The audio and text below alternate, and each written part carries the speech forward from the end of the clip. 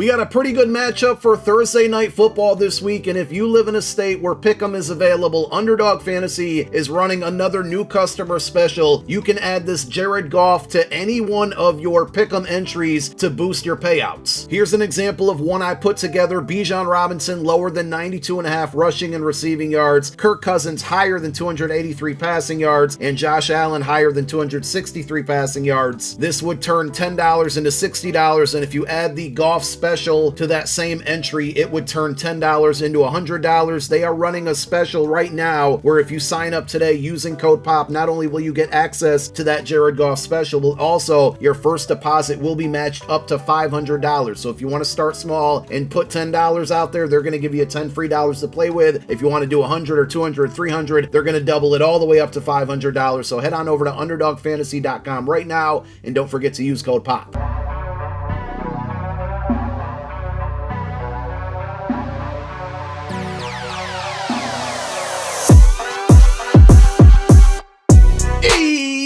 Yo, what's going on, everybody out there? This is Popular Stranger, and we are back at you again today with another Madden 24 Ultimate Team video. In today's video, we got predictions for Week 3 of Team of the Week in MUT 24. Now, if you guys enjoyed this video, if you like it, if it helps you out, make sure you go ahead and click that thumbs up button. Shows a lot of support on the channel, helps the videos get noticed. Also, if you're brand new here, you're searching on YouTube for MUT 24 content, whether it's how to make coins, how to get free players, how to build your ultimate team, you found the right channel for everything. Stay a while, click that subscribe button, turn that notification bell on as well so you guys are alerted when we drop additional videos. Let's get right on into it. Now, before we go over my predictions, I just want to go over the format and what to expect with Team of the Week this week, because we will see a +1 in overall. So that means the champions, the LTDs, will go up to 89 overalls, the heroes will go up to 86 overalls, and we should be getting one offensive and defensive player of the week and then 2 LTDs. One of those LTDs will be a player that had a good Week 3 performance in this season. The other will be a Week 3 performance in a prior season,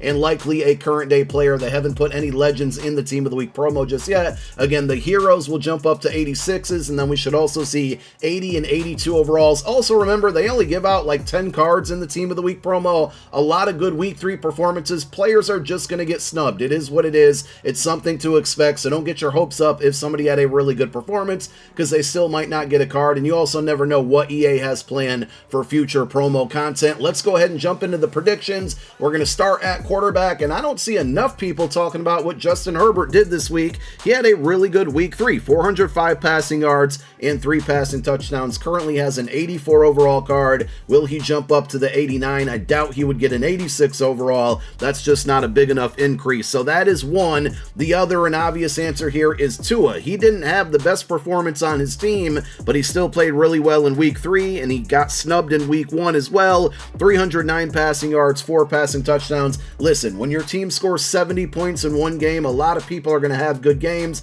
Maybe EA goes and gives a couple special limited cards to a number of Dolphins because of the historic performance. I don't know. I think that would be cool. Will they likely do it? Probably not, but we'll leave it open for a possibility. And speaking of Dolphins, of course, we have to mention Devin Achane, and hopefully I said his last name correctly. Also, Raheem Mostert had a really good week as well, so both of those guys could get a card, but of course Mostert got a card last week, so we'll see.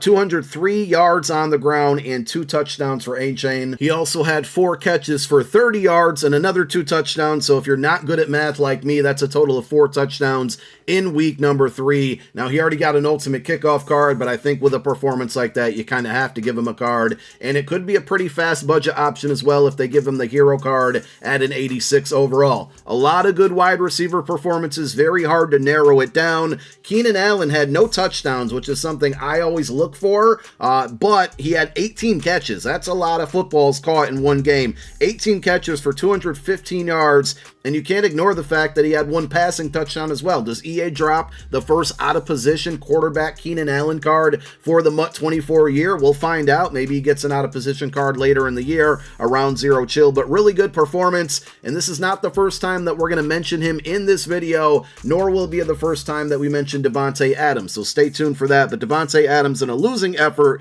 in week 3, 13 catches, 172 yards, and he found the end zone 2 different times. So could him or Keenan Allen see an 89 overall? Time will tell. The third one is Tank Dell, actually. I rhymed 3 different times there, though. He has a Team of the Week card already, but I just want to shout out his performance. I don't think he gets another card, kind of like Mostert. Tank Dell had 145 receiving yards and 1 touchdown, and like I said, a ton of other receivers had a lot of really good performances. Jamar Chase comes to mind, A.J. Brown, of course, but he already has a card, so somebody's going to get snubbed in that wide receiver group. On defense, Myles Garrett, 3.5 sacks and 1 forced fumble. If you didn't see the clip of the Titans literally getting a delay of game because they were trying to make sure that Myles Garrett was double teamed, I mean, that's just one of the most dominant performances along with that clip that I've ever seen. So really good week number 3 for him. But again, like Davante Adams and Keenan Allen, we're going to mention his name one more time. Also, Kyle Hamilton, a safety, but had 3 sacks in 1 game with 1 forced fumble. I'm not going to lie, I'm kind of rooting for this guy to get the 89 overall card. They did lose the game. That doesn't make you exempt from getting Team of the Week cards, but sometimes it doesn't help either. And if he gets a card, I mean, this could be the new best user in the game aside from Isaiah Simmons. 6'4", he's going to have good speed. His balance, his coverage is going to be balanced with the man in the zone and the hit power as well, so I'm kind of rooting for that one. Terrell Bernard is another guy who already got a Team of the Week card, but we got to shout him out as well. 7 total tackles, 2 sacks, and an interception. He filled up the stat sheet. A lot of Buffalo players had a really good week 3 as well in their blowout over the Commanders. Levi Wallace had 2 interceptions in 1 game. One of them was kind of in garbage time.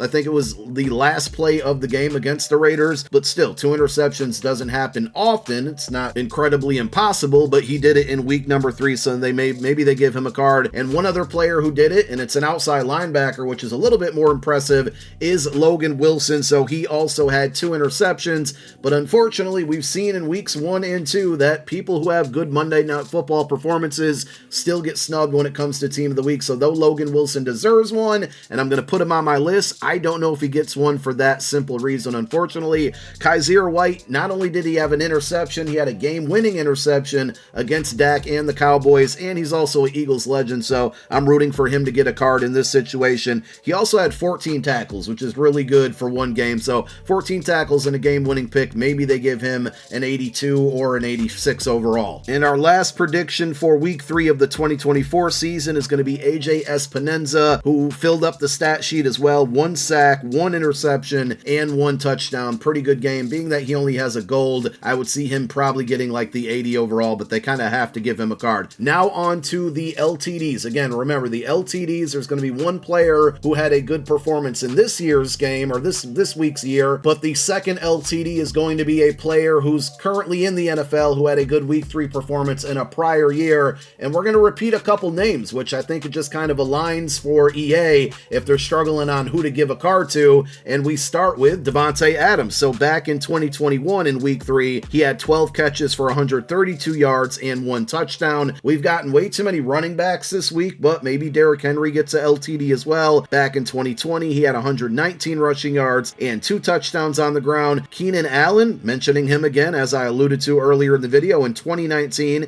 he had 13 catches for 183 receiving yards and 2 touchdowns. And if we go over to the defensive side of the ball, Myles Garrett this year in week 3 had 3.5 sacks. Well, guess what? In 2021, he had 4.5 sacks and a forced fumble. So maybe one of those players we just mentioned gets snubbed on this year's performance, but gets an LTD on a prior year performance. And we close it out with Shaq Barrett back in 2019. He had 4 sacks in 1 game and 2 forced fumbles. And there you have it. Those are my predictions for week 3 of Team of the Week. Let me know who I left off the list, who got snubbed, and thank you guys for tuning in. My name is Popular Stranger. I'm out. Peace.